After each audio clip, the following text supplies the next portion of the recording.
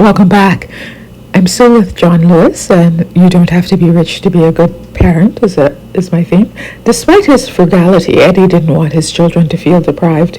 He carried himself with poise and pride and wore crisp, clean shirts that were freshly ironed and starched.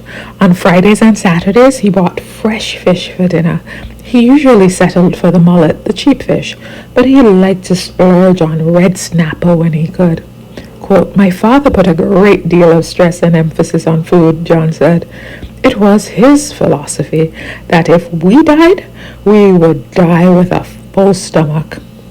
That was his whole thing," end quote.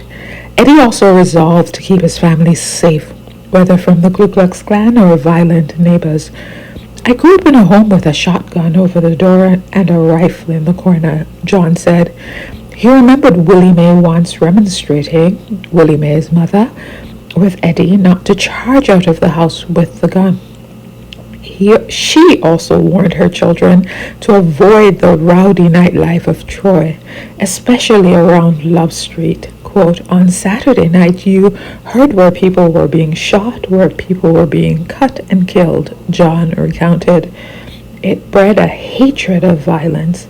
John avoided guns, even toy ones, and abstained from hunting.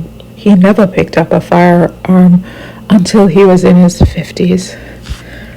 So, you know what to do. You can listen to the longer version to learn more about the revolutionary civil rights leader and voting rights activist, John Lewis. Thanks so much for listening.